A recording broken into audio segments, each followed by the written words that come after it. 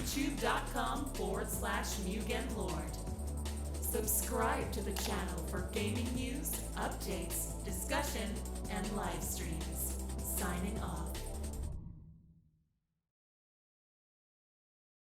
Hey guys, it's MugenLord here, and I'm back again with another video. And today we're going to talk about E3 once again. I believe that we talked about E3 twice so far. We talked about the fact that Sony's not returning once again to E3. So people were like wondering what's going on with that.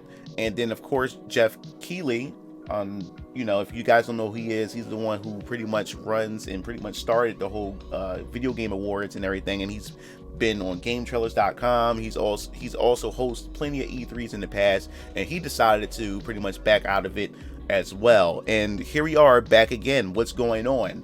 It looks like E3 is looking more and more irrelevant, and it looks like that there could be a possibility that E3 may not be happening this year, because another big contributor or another big factor or another big force that was going to drive E3 this year has also decided to pull out from E3, and it's looking really scary for this event.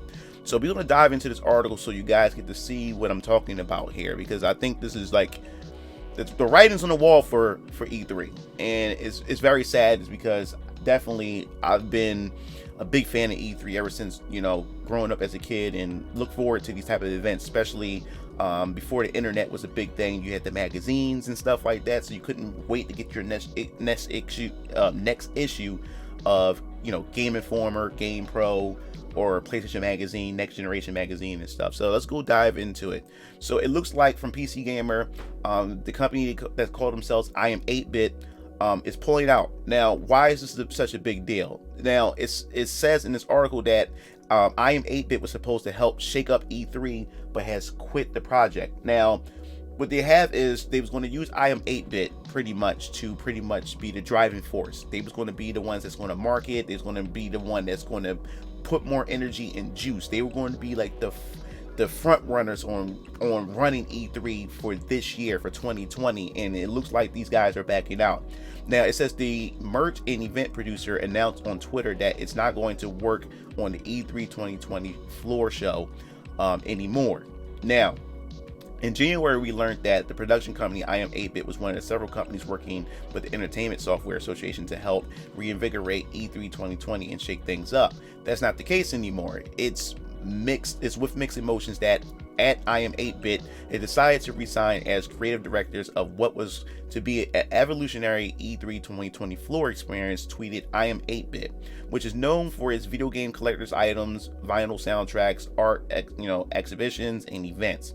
Now, it says in this tweet that they said it's with, I quote, with mixed emotions that I Am 8-Bit has decided to resign as creative directors of what was supposed to be an evolutionary experience. We produced hundreds of gaming community events, and it was a dream to be involved with E3. We wish the organizers the best of luck. Now, the breakup doesn't appear to have anything to do with the fears that E3 may be canceled due to the precautions related to the spread of, which I won't mention here because I don't want to be demonetized or whatever, for some reason YouTube, but we'll call it the C virus, that the ESA said that this week that E3 plans are still moving forward, though the organization continues to monitor the situation. All right, so the wording of the tweet mainly what was to be suggested that whatever I Am 8-Bit had planned for E3 isn't what the ESA is moving forward with. I Am 8-Bit declined to provide any more details on its resignation, saying only that it has confidence with its parties involved and wishes them the luck. So, you know, to not even get farther into this, because they pretty much said what I said about Jeff Keighley removing themselves from this event and stuff. So the thing is, the writing's on the wall for E3.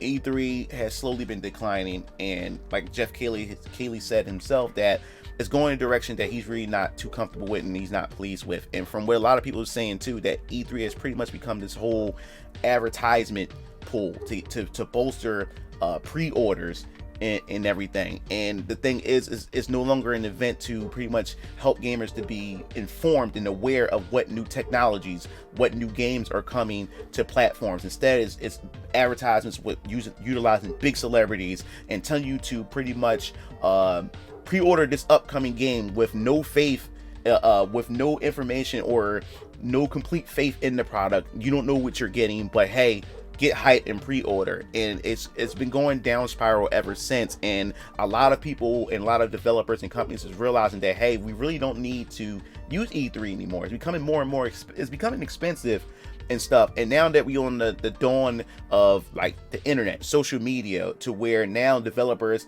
have direct connection to their target audience, when you need a show floor, what do you need an event like this in order to attract gamers and your consumers and everything, where you can just stop and just start your own press conference and events and do your own live streaming digital events and everything. And Nintendo, in my opinion, was the one that kicked it off with Nintendo Direct. You know, why have a big presentation and everything when you can pretty much do a live stream direct to get everybody on board? And everyone was really like, what is Nintendo doing? But then all of a sudden Sony follows with their own state of play, and Microsoft will soon follow suit as well, and pretty much, I guess you could say, pull out from E3 eventually. Now, why does it seem like that E3 may be in danger or may become irrelevant and may erase themselves from existence? Well, think about it. If more and more people bail out from E3, think about it for a second.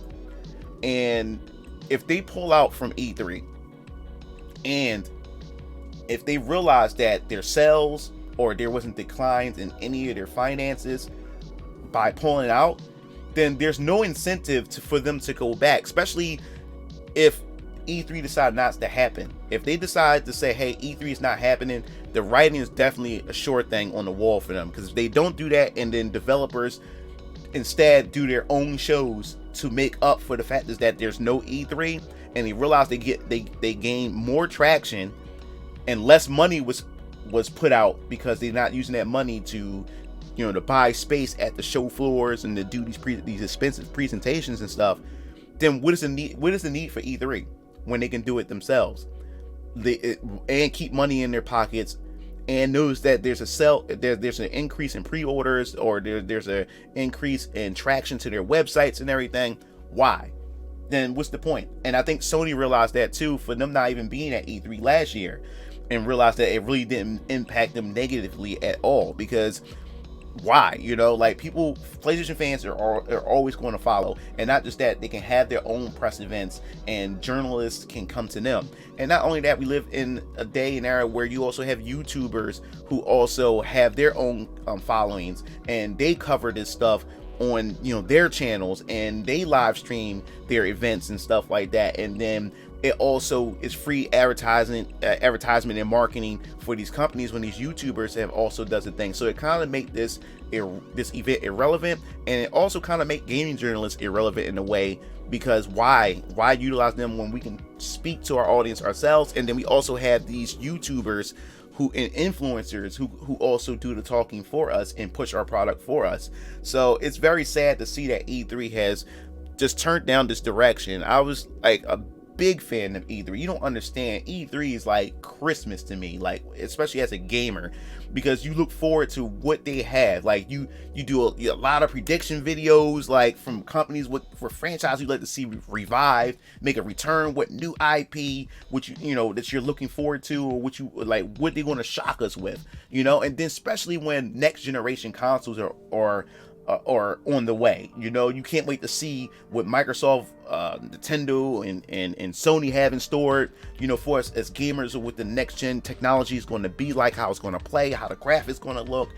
This was the event that everyone enjoyed, and it's just sad to see E3 going down the direction that it's going down. And not just that, the C virus doesn't help as well.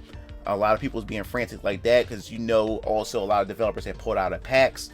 And a lot of other events coming up, so there's been delays in the events. Some events has also been canceled because of the C virus, and they don't want that to spread as well. So it totally makes sense about that as well. But E3, it's just sad that it all boils down to this now, and to see it end like this. And if they definitely do cancel E3, I think this is it. Developers is going to find out that, hey, we haven't been harmed or hurt at all by not going to E3, because we end up making up for it for our own press events and stuff like that, and it pretty much saved us money, and at the same time made us more money and brought traction to us. So that's pretty much it for this video. Let me know what you think. What's your thoughts on this whole situation with E3 may becoming pretty much non-existent, is becoming extinct? It's just sad to see. Definitely want to hear your thoughts. If you like the video, please share, pass it, like. It helps me in the algorithm. If you want to hear more news regarding E3 and other gaming events, hit the bell to be notified. This is Mugen Lord signing off. See you Game Fiends later. Peace out.